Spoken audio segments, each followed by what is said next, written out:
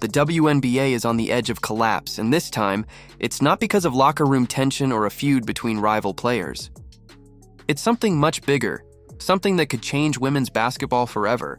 A Saudi-backed super league, quietly called Project B, is preparing to launch next season, and the shockwaves are already shaking every corner of the sport. Reports suggest that the league is offering contracts ranging from $50 million to even $100 million. Numbers that completely dwarf anything the WNBA could dream of paying.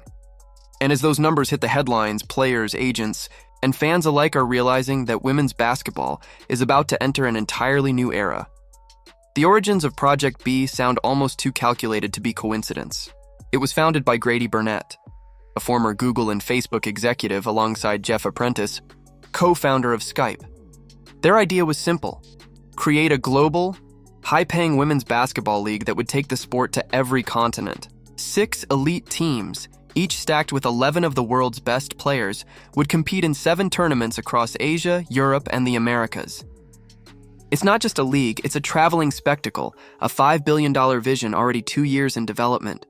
And with Saudi Arabia's public investment fund providing the financial firepower, Project B doesn't need to worry about profits, viewership, or revenue. They just want dominance. The WNBA's leadership, led by Commissioner Cathy Engelbert, never saw it coming. Already bogged down with collective bargaining negotiations and player frustration over salaries, the league was hit with what some insiders now call a financial tsunami. Behind closed doors, executives scrambled to assess the threat. Engelbert, who spent years trying to stabilize the league's finances, suddenly found herself outmatched. Because this isn't about competition, it's about survival. How do you convince your athletes to stay loyal when someone else is offering them generational wealth for a fraction of the work? And then came the names: Caitlin Clark, Angel Reese, Aja Wilson, Brianna Stewart, Paige Buchers. They're not just players, they're the faces of modern women's basketball. Sources close to the situation revealed that all 5 are on Project B's target list, with at least 2 having received exploratory calls from agents representing the league. The offers are staggering.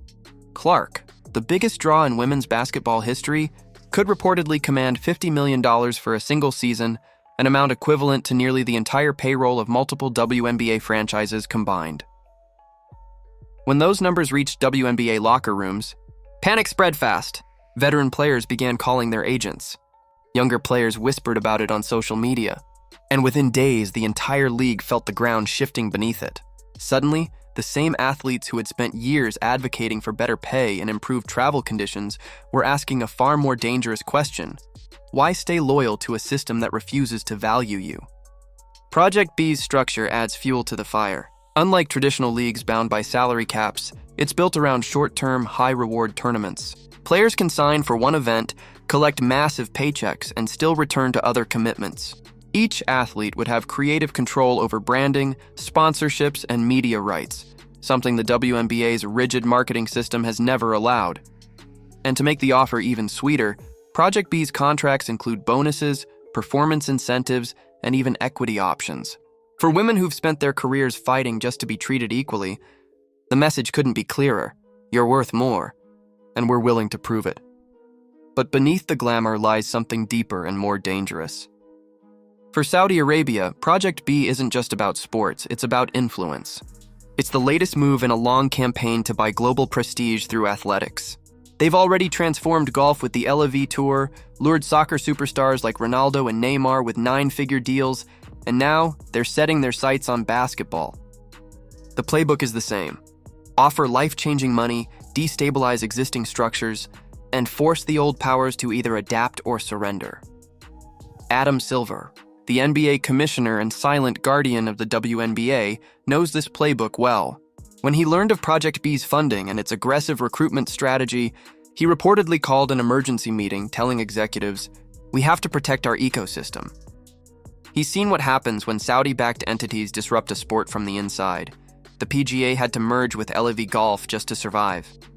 Silver can't allow the same thing to happen under his watch, especially to a league that's financially tied to the NBA's reputation.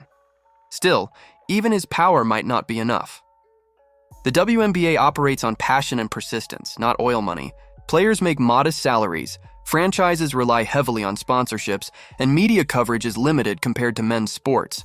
When you stack that against Project B's seemingly limitless budget, the contrast is almost painful. Imagine telling a player who makes $150,000 a year to turn down a $10 million offer, or in Clark's case, $50 million to play half as many games in 5-star resorts around the world. That's not a tough decision. That's an escape. Inside WNBA headquarters, the tension is at a breaking point. Engelbert and Silver are working around the clock to finalize the new collective bargaining agreement. They're pushing for salary cap increases, performance bonuses, and even partial revenue sharing, but none of it comes close to what Project B can promise. Desperation has led to new ideas, like allowing players to compete in international tournaments under WNBA contracts. Mimicking Project B's format, but without comparable funding, it all feels like a half measure. Players can tell the difference between opportunity and desperation. Meanwhile, the public relations war is heating up. Project B's marketing campaign has been slick, global, and calculated. Their launch event in Singapore was broadcast worldwide, filled with polished visuals and promises of empowerment, luxury, and respect for women's sports. The irony isn't lost on anyone. Saudi Arabia, a nation still criticized for its treatment of women, is now positioning itself as the savior of women's basketball. And the most shocking part? Many players are listening. The moral debate has only deepened the divide. Some stars like Kelsey Plum and Sabrina Ionescu have expressed hesitation, questioning whether accepting Saudi money aligns with the sport's values. But others, especially those who've endured years of underpayment, see it differently. One anonymous player put it best: "If someone finally values me at $50 million, how can I say no?" This isn't greed, it's justice. That sentiment is spreading fast. Because the truth is, Project B isn't just offering money, it's offering freedom. Freedom from the financial struggles that have defined women's basketball for decades. Freedom from flying commercial. Freedom from off-season overseas leagues in Russia and Turkey. And most importantly, freedom from a system that's been slow to reward those who built it. As Project B prepares to tip off in November, the WNBA is running out of time. Engelbert is battling to keep sponsors calm, Silver is negotiating behind the scenes, and players are keeping their options open. Every day that passes without a concrete solution makes defection more likely. The Saudis aren't waiting. Recruitment is already underway, venues are secured, and television deals in Europe and Asia are rumored to be signed. For the WNBA, this is the moment of truth. Its future now depends on how quickly it can adapt to a world where loyalty has a price tag, and that price is measured in millions. Because the moment Caitlin Clark or Angel Reese signs on the dotted line, everything changes. Ratings, sponsorships, storylines, rivalries, gone in an instant. The league that once stood for empowerment could be left fighting for survival in a landscape it no longer controls. This isn't just about basketball anymore. It's about power, legacy, and the soul of women's sports. Project B has thrown down the gauntlet, and now the WNBA must decide whether to evolve or fade into history. But what do you think? Should players like Caitlin Clark take the $50 million and secure their financial freedom? Or should they stay and fight for the league that helped build their names? Is Project B a revolution or a takeover disguised as opportunity? Let's talk about it in the comments below.